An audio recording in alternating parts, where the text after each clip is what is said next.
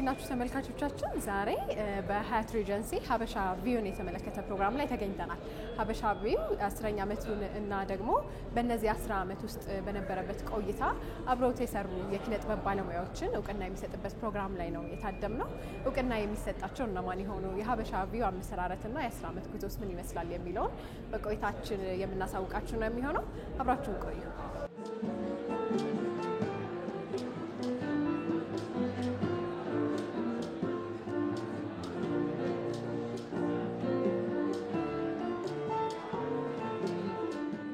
እነሽ እንኳን ደስ አለሽ። በዚህ አጋጣሚ ሀበሻ ቪው 10ኛ ዓመቱን ያከበረ ነው የሚገኘውና በደንብ አስተዋውቂና ራስሽን ወደ ጥያቄዎች ያመራል።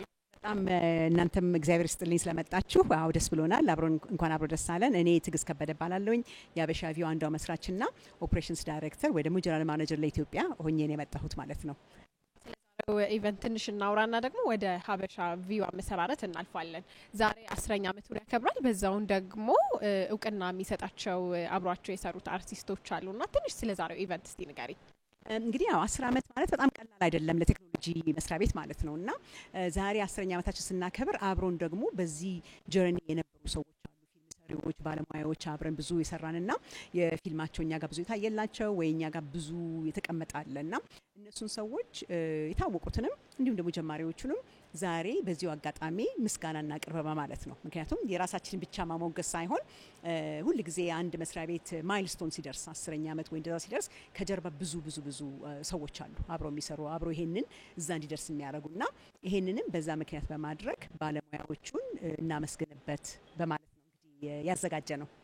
ወደ ዛሬ 10 ዓመት ወደ ኋላ ልመልስሽና ደግሞ ሀበሻ ቪው ሲመሰረት የነበረው እንዴት ነበረ? ምንን ዓላማ አድርጎ ነው የተመሰረተው? አጋጣሚውንም በዛው ለመመስረት ያበቃችሁንም ነገር ብትነግሪ።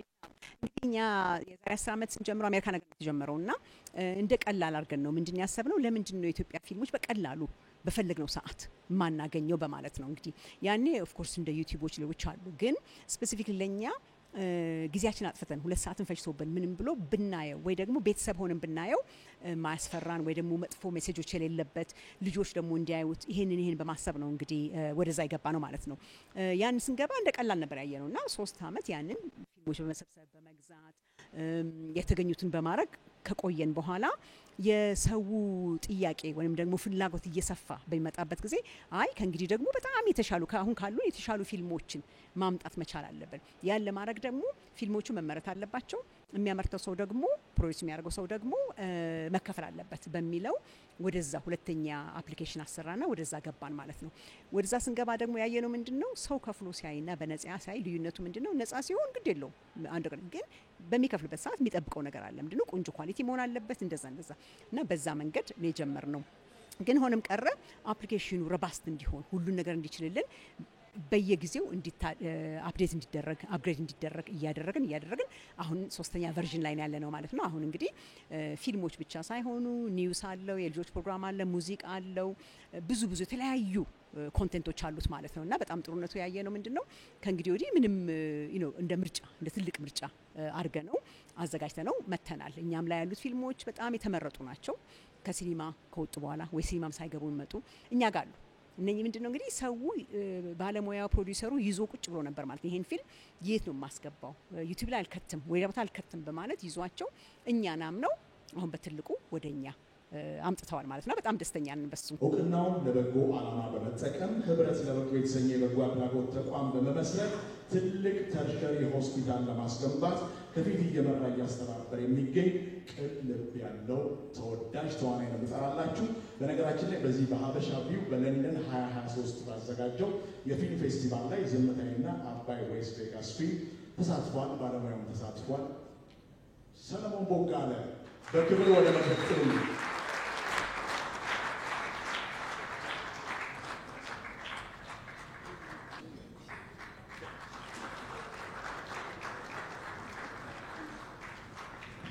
ሰልይ እንኳን ደስ አለ። እንኳን አብሮ ደስ አለን።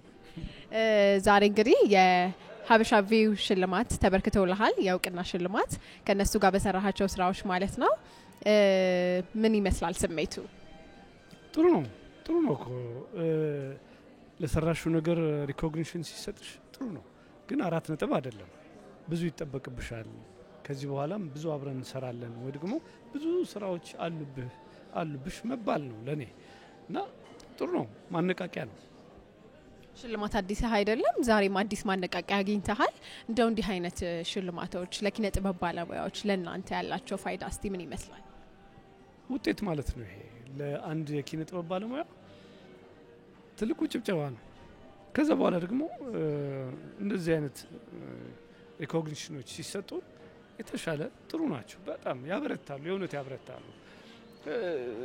ስስነች ነፍስ ብዬ አስባለሁ የኪነት ሰው እና እንደዚህ አይነት ነገሮች የበለጠ እንዲሰራ ያቺ ነፍሱ የበለጠ እንድትነሳ ያደርጋል ብዬ አምናለሁ እና ቴንክ ዩ ሀበሻ ቪዥን። መድረክ ላይ የተናገርካት ነገር ነበረች ተርሻሪ ሆስፒታሉን በተመለከተና እስቲ በድጋሚ ያስታውስ። አዎ እንግዲህ ያው አሁን ከመሬቱን ከወሰድን 3 አመት ተኩል አልፎናል። ያኔ ሌላ ካርታ ነበረ። አሁን ደግሞ ሸገር ሲቲ ሲሆን በሸገር ሲቲ እንደገና ሌላ ካርታ መውሰድ ነበረብን። ይሄ ቦታ 4 ሄክታር ነው። ህብረት ለበጎ የኢትዮጵያን በጎ አድራጎት ድርጅት ይባላል የኛ ፋውንዴሽን። ይሄን መሬት ወስዶ ታጥሮ ነበረ፣ መንገድ ጠርገን ነበር። ከዛ ለመጀመር ሀሳብ ነበረን ህዝቡን አስተባብረን በመሀል ወደ ሸገር ሲለወጥ እንደገና አዲስ ካርታ ለማውጣት 9 ወር ከምናምን ፈጀ። አሁን ከ5 ቀን በፊት ካርታውን ወሰድን። እግዚአብሔር ይመስገን አሁን ወደ ስራ ለመግባት ህዝቡን ማስተባበር እንግዲህ ቅን ልብ ያላቸው ድምጻችንን የሰሙ ይደግፉናል፣ ይረዱናል። እንግዲህ እንሰራለን እግዚአብሔር በረዳን መጣ። ለሱ እንኳን ደስ አለህ። አሁን ወደ ሽልማቱ ልመልስህና እንዲህ አይነት ሽልማቶች ለአዳዲስ ስራዎች ያነሳሳሉ፣ ያነቃቃሉ ብለሃልና ያሰብካቸው እየሰራሃቸው ያሉት ስራዎች ካሉ? አሉ አሁን የሚወጡ 3 ፊልሞች አሉ ይወጣሉ። ጥሩ ናቸው፣ በጣም ጥሩ ናቸው እና እንደዚህ አይነት ደግሞ እንደ ሀበሻ ቪው አይነት ፕላትፎርሞች መምጣታቸው በጣም ጥሩ ነው። ተደራሽነቱን ሰፊ ያደርጋል። ውጭ ሀገር ያለው የኛን ማህበረሰብ የሚያገናኘን ድልድይ ነው የእውነት እና ሄጄም ስላየሁት ለንደን ላይ እንዴት በናፍቆት እንደሚጠብቁን ብታውቂ፣ እንዴት ያውን በኩራት በቃ ደስ ሲል በእውነት እና እነሱንም በጣም ማመስገን እንፈልጋለሁ። ሁልጊዜ ያበረቱናል። አሜሪካም አውሮፓም አረብ ሀገራትም ስዞር ፊልሞቼን ይዤ ዞር ያለው የራሴን ፊልም የራስ መንገድን የእውነት አቀባበላቸው መረዳታቸው በጣም ትልቅ ነገር ነውና አንዱ መታሰቢያነቱን ለነሱም ቢሆን ደስ ይለኛል የእውነት። ታንክ ዩ መሰለ ሀበሻ ቪው እንግዲህ የመጀመሪያው ነው በሀገራችን አይደለ እየተከፈለበት ፊልም የሚታይበት።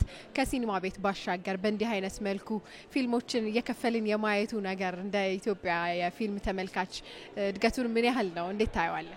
እንግዲህ የጀመርን አይደለ አሁን መጀመሪያ ላይ እኮ ምንም አይባል ይመጣል፣ እንደ ጎርፍ ነው ይመጣል። ከዛ በኋላ ነው ማጥለያው የሚመጣው፣ የተሻሉት ይቀራል። እስከዛ ግን ይምጣ ጥሩ ነው። ብዙ ገና ብዙ ይመጣል እና ከሆነ አሁን 10 አመት ነው እንግዲህ 10 አመት ትንሽ ነው የእውነት።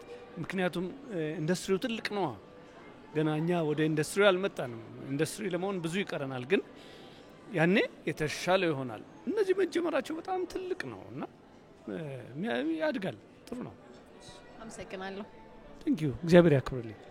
ሻቢው በለንደን 2023 ባዘጋጀው የፊልም ፌስቲቫል ላይ ጸጸት ፊልምም ተሳትፏል። ባለሙያውም ተገኝተዋል። በመካከላችንም አሉ የመጀመሪያዋ ኢትዮጵያዊ ሴት ፕሮዲውሰር ሩቂያ አህመድ።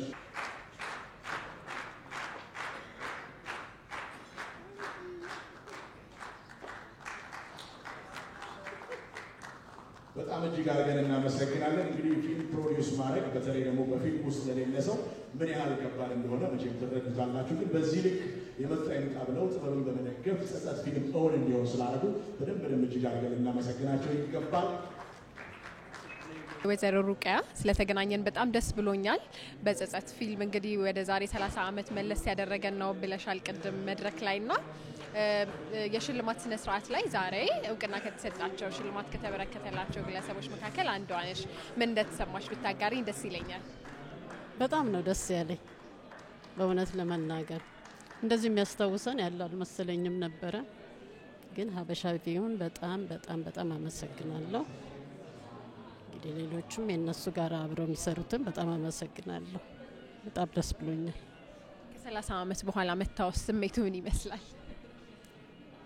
ስሜቱ እንደገና ታስቢዋለሽ የነበረውን ነገር ብዙ ነገር ተረስቶ ሊሆን ይችላል ግን እንደገና ታስታውሻለሽ እና በጣም ጥሩ ነው ደስ ይላል እንግዲህ ልፋት የተለፋ ልፋት እንደገና ሲታወስ በጣም ትልቅ ነገር መሆኑን ታየዋለሽ ወደ ዛሬ 30 ዓመት መመለስ ይችላል ትቻለሽ ካስታወስኩት እንደው የዛሬ 30 ዓመት የመጀመሪያዋ ሴት የፊልም ፕሮዲዩሰር ነሽና እንደው ምን ይመስል ነበር ያኔ ፊልም ፕሮዲዩስ ለማድረግ ጸጸት ፊልምን ማለት ነው ያነሳሳሽ ነገር ምን ነበር ምንድነው በሰዎች አነሳሽነት ነው ደራሲው ድርሰቱን ደርሶ ይሄ ቆንጆ ድርሰት ነውና ለሁላችንም ስም ነው ባክሽን ይሄንን ነገር ለመስራት ተባበሪና አለኝ በቃ ይሁንና በወንድሜ በኩል ነው የመጣው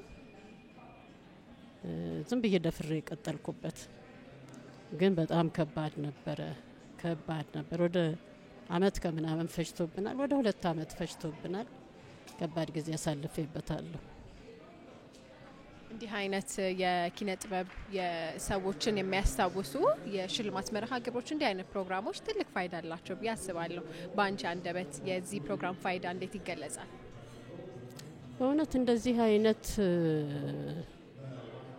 አስተዋሽ እንደዚህ አይነት አሰራር ቢሰራ በአርቱ በኩል በጣም ብዙ ወደፊት እንራመዳለን ብዬ አስባለሁ አሁንም አልተራመድንም ገና ነን እና የሰውንም አይምሮ ሊቀይር ይችላል አብረውት ያሉት አርቲስቶችን አይምሮአቸውን መቀየር ይችላል ለሰሪውም ጥሩ ማበረታቻ ይሆናል ይሄ ነው የምገምተው አንድ ነገር ልጨምርና ምናልባት አሁን በፊልሙ ዙሪያ ፕሮዲዩስ የምታደርጋቸው ፊልሞች ካሉ ላሰብሻቸው ትንሽ ማለት የምትችይው ነገር ካለ በአሁኑ ሰዓት የለም ግን በኢቲቪ ላይ በቻናል 3 ላይ ኢትዮ አውቶሞቲቭ የሚል የመጀመሪያ እንትን ሰርተናል በየሳምንቱ የሚካሄድ ፊልም ነበረ ለሰው አዌርነስ የሚሰጥ ማለት ነው ስለ መኪና ከዛ ውጪ በፊልም ደረጃ ምንም ነገር አሁንም አላስም ሌላ ስራ ስለሆነ ስራዬ ነጋዴ ነኝ በንግድ ስራ ላይ ነኝ ያለሁት ስለዚህ አስቤው አላውቅም በጣም ከባድ ጊዜ ስላሳለፍኩ ማለት ነው የመጀመሪያው ፊልም ላይ ማለት ነው አዎ አመሰግናለሁ በጣም በድጋሚ እንኳን ደስ አለሽ እኔም በጣም አመሰግናለሁ ደስ ብሎኛል እሺ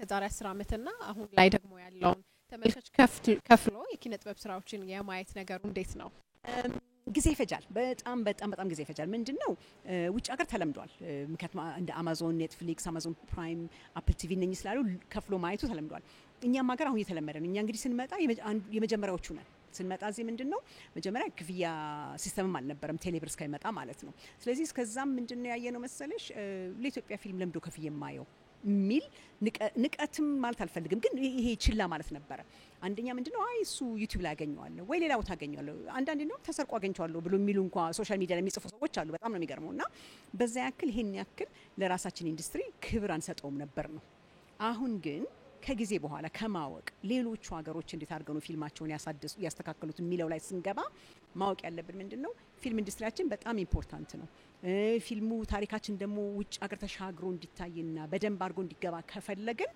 የግድ በደንብ አድርገን እኛ ራሳችን ኢትዮጵያውያኖቹ እዚህም ሀገር ብንው ከቻለን ውጭ ሀገርም ያለ ነው እንደኛ አይነት ያለውን አፕሊኬሽን ላይ ከፍሎ ማየት መጀመር አለብን ካልከፈል በኋላ ደግሞ ፊልም ጥሩ የለም ብለን እኮ ራስን ኮምፕሌን የምናደርገው ሰማለሁ አንዳንድ ሰው ምን ጥሩ ፊልም አለ ሲሉኝ ምን ሞከራችሁላቸው ከኔ አይታችሁታል ይሄን አይታችሁት ስላቸው አላየው ማለት ታዲያ ስለዚህ ቅድም እንዳልኩት ነው 127 ሚሊዮን ህዝብ ያላት ሀገር ለምንድን ነው 1% ከፍሎ ማየት የማይችለው ይችላሉ ግን መለማመድ አለበት ሰው ማወቅ ያለበት ፊልም ከፍዬ አሁን ሲኒማ ሲገቡ የውጭ ሀገሩን ያሉ የናይጄሪያውን ያሉ የኬንያውን ያሉ አይደለ ለምንድን ነው ለሱ ምን ከፍለው ግን ለራሳችን ለምን አንከፍልም ብለን ሁሌ ጠይቃለሁኝ ይሄ ነው እንግዲህ በቃ እሱ ነው በጃዙት ወርቅ መዳብ ይሆናል አይደለ እንደሱ ይመስለኛል ወይ ደግሞ ከልምድም ይሆናል አንዳንዴ የሆነ ፊልም ይታይና ኳሊቲ ስላልሆነ በዛው በቃ መሰላችት አለ በቃ እንትን ይባል ምን አንዴ ምሳሌ የተለያየ ጊዜ መሞከር ያስፈልጋልና ኢንዱስትሪው እንዲያድግ ከፈለግን አንድ ደህና ቦታ እንዲደርስልን ከፈለግን እነኚህን ነገሮች ማስተካከል አለብን ብዬ ነው የምገምተው። ወደ ዛሬው ልመልስሽና በዛሬው ፕሮግራም ለምን ያህል ሰዎች እውቅና ልትሰጡ አሰባችሁ? እኛ ብንችል ለሁሉም ብሰጥ ደስ ይለናል። ያው በጣም ተቸግረንበት እንዳልኩት ቅድም እንግዲህ ለ10 ሰዎች ትሮፊ አዘጋጅተናል። በጣም ከብዶናል። እንዴት ብለን ነው እነኚህ ሰዎች የምንመርጠው? እንዴት አድርገን እዚህ ደረስን የሚለው በጣም አስቸጋሪ ነው። ግን ባለን ጊዜ ባለን ሪሌሽንሺፕ ባለን ደግሞ ባየነው ራሳችን ባየነው ነው እንግዲህ በትንሹ ዛሬ ያዘጋጀነው አለ። ሰርቲፊኬቶች አሉ። ከዛ ደግሞ ሌሎችም እውቅና የምንሰጣቸው ሰዎች አሉ ማለት ትንሹ ነው የጀመርነው። ወደፊት እንደ ሀበሻ ቪው ያሰባችሁት ነገር ወይ ልታሳኩት የምትፈልጉት ነገር? እንግዲህ የመጀመሪያው ከባለሙያዎች ጋር ሆኖ የራሳችንን ፕሮዲውስ ማድረግ ነው እንግዲህ ምክንያቱም ይሄን አይተናል 10 ዓመት አይተናል ምን ይሰራል ምን አይሰራም የሚለውን ነው። ትልቁ ሀገራችን ላይ ችግር ያለው ደግሞ ፕሮዲውሰር ነው። ገንዘብ ያለው ገንዘብ አምጥቶ ፊልም እንስራ የሚል ብዙ ስለሌለ እንዴት ነው ወደዛ የምንገባው? ምክንያቱም ስፔሻሊ ቆንጆና ትልልቅ ታሪኮች እንዲነገሩ ከፈለግን ራሳችን መግባት አለብን ብለን እናምናለን። አንዱ እሱ ነው።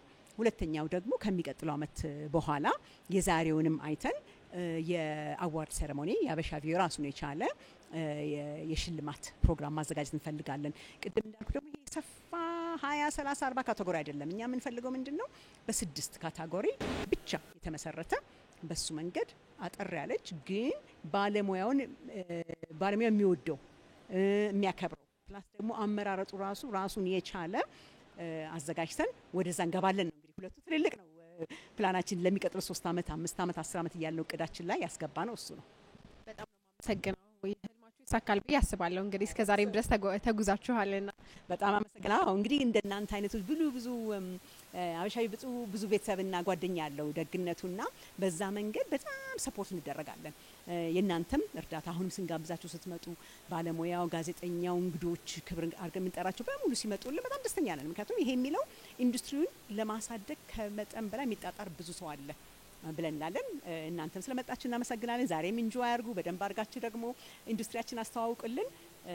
ሁሉ ቀንም እንገናኛለን ብዬ ገምታለሁ። ሀበሻ ቪው በለንደን 2024 ባዘጋጀው የፊልም ፌስቲቫል ላይ ላምባዲና ፊልም ተሳትፏል። ባለሙያውን በቦታው ተገኝቶ ነበረ። በጣም በሚገርም ሁኔታ እኛን አክብሮ ለዚህ ፕሮግራም ሲል እንግዲህ ከአሜሪካ ድረስ እዚህ በማዕከላችን ይገኛል። ተዋናይ፣ አዘጋጅ፣ ፕሮዲውሰር መሳይ ጌታሁን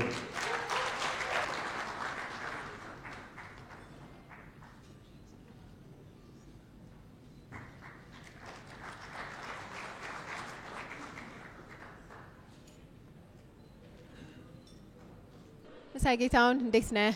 ሰላም እንዴት ነሽ? እንኳን ደስ አለ። ታንክ ዩ አመሰግናለሁ።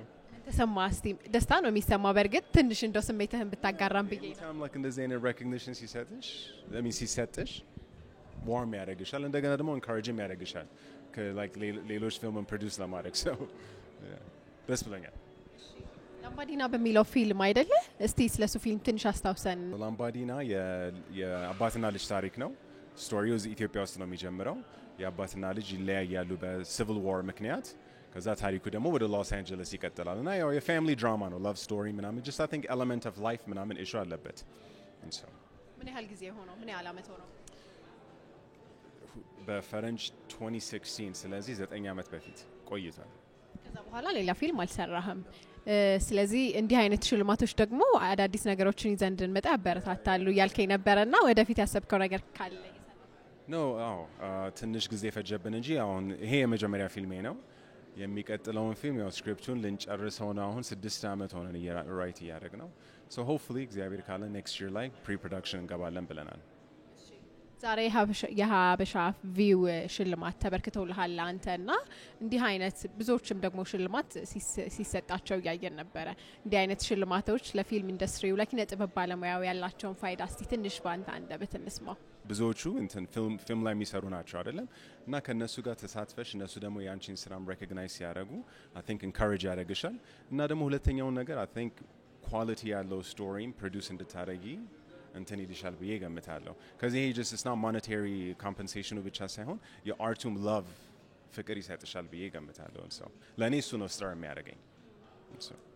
ሻቪው ምናልባት የመጀመሪያው ነው ብዬ አስባለሁኝ። ፊልሞች ሀገረኛ ፊልሞች እየተከፈለባቸው የሚታይበት አይደለ? በውጪዎቹ ብዙ አሉና ኔትፍሊክስ እና ሌሎችም ከጊዜ ወደ ጊዜ የሀገራችንም አልለመድንም ከሲኒማ ቤት ባሻገር ፊልሞችን እየከፈልን ማየትና ተመልካቹ እንዴት ታየዋለ? ሀበሻ ቪው ላይም ሌሎችም ላይ ያለውን እንግዲህ ለእኔም አዲስ ኤክስፒሪየንስ ነው። ምክንያቱም አይ ቲንክ ብዙ ሰው ላይክ ዩቲዩብ ላይ ነው የሚያየው፣ ፍሪ ነው አክሰሲቢሊቲው ምናምን ስላለ። ግን አሁን ያው አይ ቲንክ ዋጋውን ፌር ነው መሰለኝ። እኔ እንጃ አክቹዋሊ አይ ዶንት ኖ ኤኒቲንግ ዩ ኖ። ግን ሰው መቼም ኔትፍሊክስ ምናምን ማየት ጀምሯል እዚህም ኦር ዲኤስቲቪ ምናምን ዩ ኖ ሁሉ ምናምን ተጀምሯል ብዬ አስባለሁ። ስለዚህ አይ ቲንክ it's a future forward ብዬ ነው እና ሀበሻ ቪው አይ ቲንክ ግራውንዱን ብሬክ እያደረገ ይመስለኛል። ስሰማም ሌሎች ካምፓኒዎችም ለመጀመር እያሰቡ ይመስለኛል አይደለ? ምንድን ነው ኢትዮ ቴሌኮም ላይም አለ መሰለኝ ስትሪሚንግ ሰርቪስ። ሶ እንደ አዲስ ቢሆንም አይ ቲንክ እንቅስቃሴው ከፍ እያለ አማርኛ ትንሽ እንትን ይወጣል። በሀበሻ ቪው ባዘጋጀው በለንደን 2024 የፊልም ፌስቲቫል ላይ በታየው አፊኒ ፊልም ላይ እንግዲህ ተሳትፏል። አፊኒ ባለሙያው ላይ ተሳትፏል። ፕሮዲውሰር፣ አዘጋጅ፣ ሲኒማቶግራፈር ታሪኩ ብርሃኑ በክብር ወደ መድረክ ጥሩ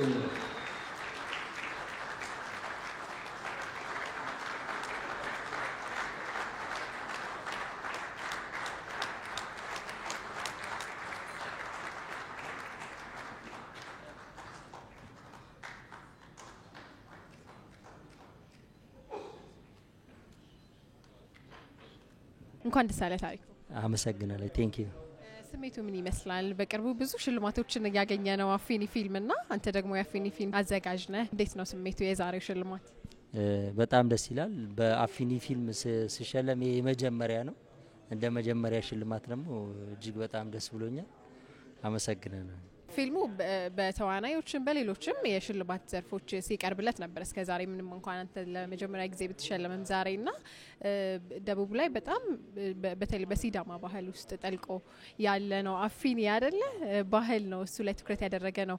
የተለያዩ ቦታዎች ላይ የተለያዩ ፌስቲቫሎች ላይ ተሳትፏል። አሁን ሀበሻ ቪው ያዘጋጃቸው ፌስቲቫሎችም ላይና እንዴት አገኘኸው? ተቀባይነቱን ምን ይመስላል? ዌል አፊኒ ጭብጡ እውነት ላይ መሰረት አድርጎ የተሰራ ፊልም ነው። የሲዳማ ባህል እውነት ላይ ያለውን ፍልስፍና እና አመለካከት እንዴት በአፊኒ በሚል ስርዓት እስከዛሬ አቆይቱታል በሚለው እዛ ላይ የሚያተኩር ፊልም ነው። ይህ ፊልም ደግሞ አገራችን ላይ ካሉ ብርቅዬ ተዋናያን መካከል ግሩም ኤርሚያስ፣ አማኑኤል ሀብታሙ እና ሌሎችም አክተሮችን በማሳተፍ አሉ የተባሉ ሲኒማቶግራፈር ነቢሊ መኮንን፣ ጎበዝ ሜካፕ ዝናይት እና ሌሎች ጎበዝ የድምጽ ባለሙያ ጎበዝ የሆኑ ክሮችን በማዋቀር ነው አፊኒን የሰራ ነው። አፊኒ ሪል ፊልም ነው። ምክንያቱም በሲዳመኛ በአማርኛ የተሰራ ፊልም ነው። ግን አክተሮቹ ምንም ሲዳመኛ መናገር ማይችሉ የነበሩት በ6 ወር ተከታታይ ልምምድ ውስጥ ሲዳማን ስለንቦና እንዲገነዘቡ በማድረግ የሲዳማን ስለንቦና አንደርስታንድ አድርገው ቋንቋውን ተለማምደው ቦታው ድረስ ሄደው ነው ይህን ፊልም የሰሩትና ከዛ አንጻር ፊልም ከሽልማትም በላይ ይገባዋል ብዬ አምናለሁኝ።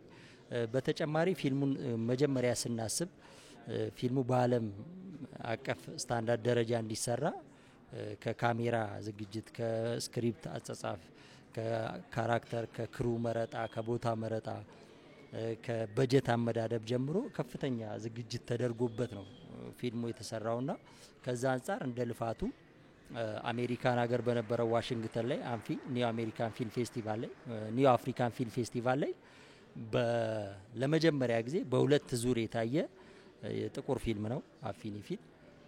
ሌላው ደግሞ ማልታ ላይ የሁለተኛው ማልታ የኢትዮጵያ ፊልም ፌስቲቫል፣ ለንደን ላይ 6ኛው የኢትዮጵያ ፊልም ፌስቲቫል ላይ 2024 ላይ ታይቷል።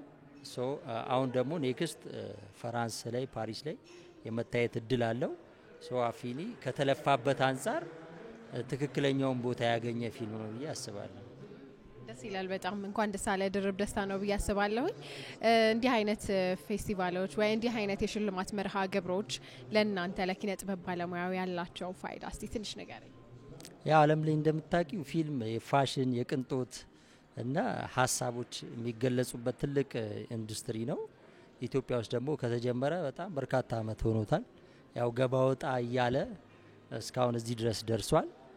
አበሻ ቪው ደግሞ ፊልምን በዚህ ሌቭል ክብር ሰጥቶ እንደዚህ በሚያምር ሁኔታ እያዘጋጁ መሆኑ ያው ፊልም ይገባዋል የሚል ሀሳብ ነው ያለኝ። ፕላትፎርሙም የተዘጋጀበት ፕላትፎርም የሚመርጡት ፊልም የሚታይበት ታርጌት ካሽመንት ኦዲየንሳቸው በጣም ጥሩ ስለሆነ ፊልሙን ያሳድገዋል ብዬ አስባለሁ። አሪፍ ነው። አመሰግናለሁ። መልካም ጊዜ ነው። እኔም በጣም አመሰግናለሁ።